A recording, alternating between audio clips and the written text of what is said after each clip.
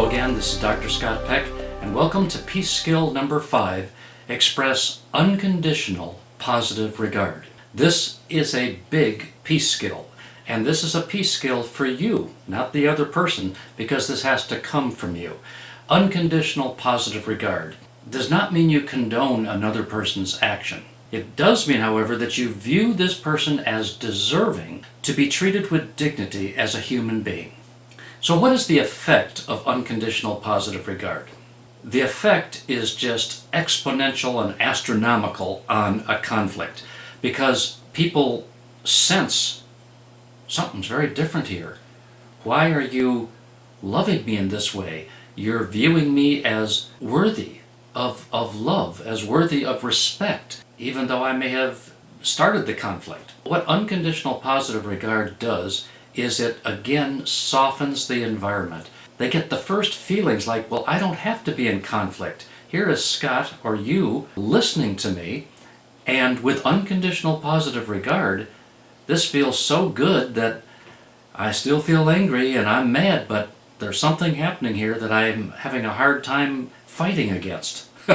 That's the nature of unconditional positive regard. Now let's just remember where we are in the peace process. We have a conflict, we've decided to envision peace ourselves, and then we dig deep within ourselves and we've decided, you know what, I'm going to be the peacemaker here, even if it involves me. I've made the decision to be a peacemaker. And then from that point we know, okay, I got to get the feelings out, and you start taking those first steps to getting the feelings out. And then instantly you have to do a lot of things. Listen with compassion, and then unconditional positive regard. These don't come like this and then this and then this. They all come simultaneously. So when you say to somebody, share your feelings with me so I can understand you, in your next breath, you're listening with compassion and you're feeling and expressing unconditional positive regard. Now, let's be honest, it's not easy to have unconditional positive regard for everyone. So, how do you get there?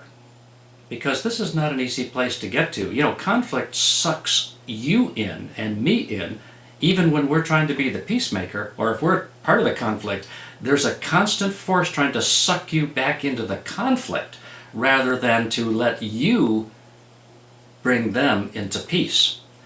One way that I find is helpful is to think of this.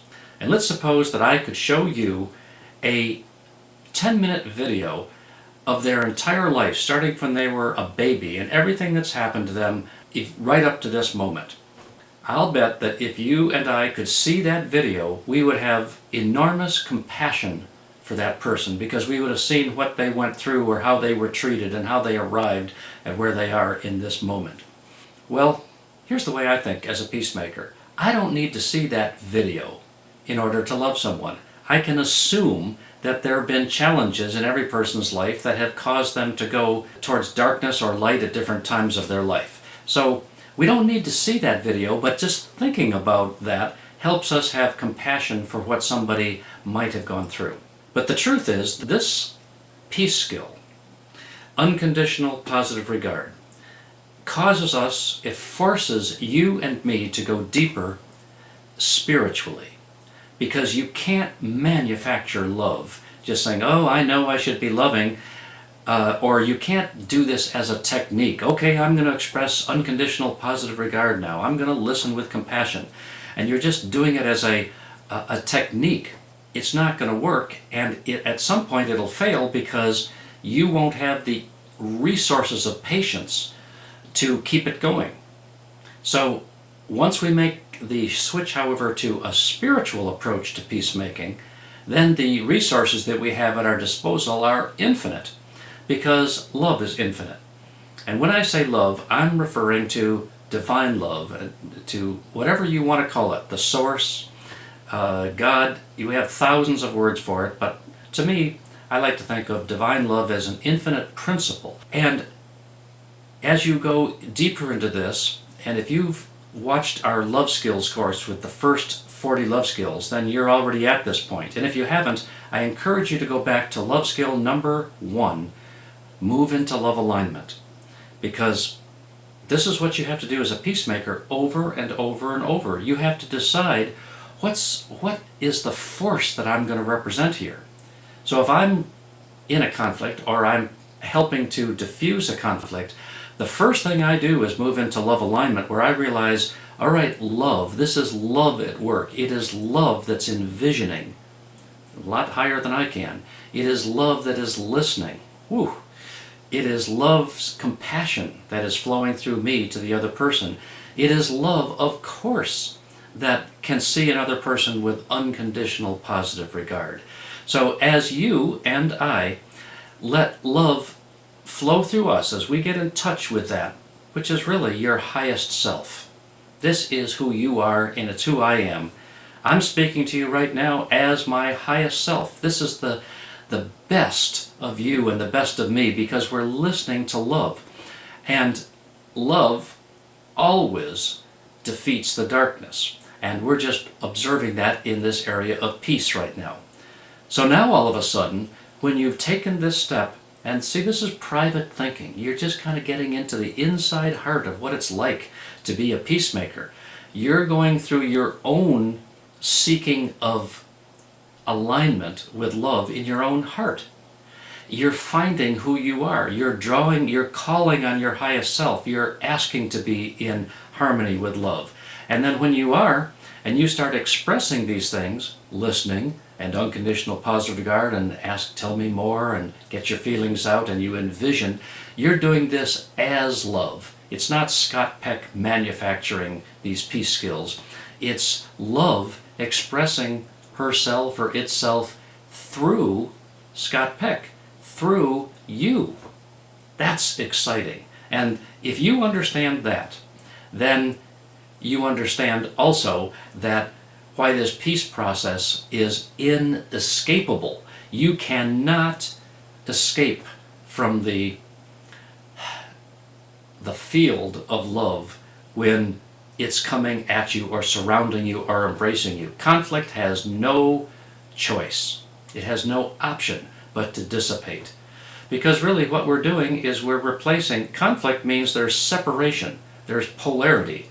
There's one person mad at this person, a disagreement, or there's you in an argument with someone else. And what is love? Love comes from oneness.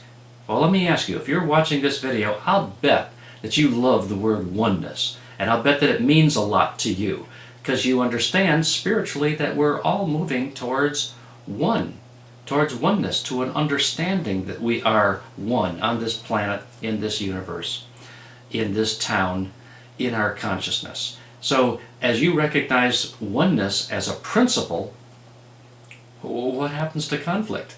How can conflict possibly stand up to oneness? It can't. So you are the representative of oneness.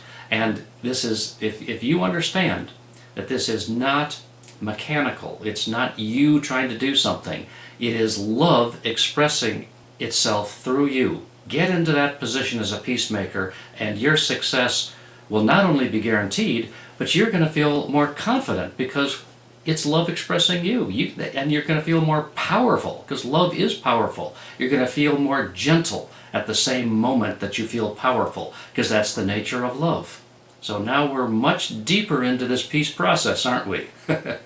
And it's calling on you and me to go deeper into our relationship with God, into our relationship with love. And that is why peace looks like a miracle, but it's really just natural when love is out in the open. Thank you for being with me. It's exciting, isn't it, to be a peacemaker and to actually understand how it happens, and to realize that, of course, we can do it because love can do it. Much love.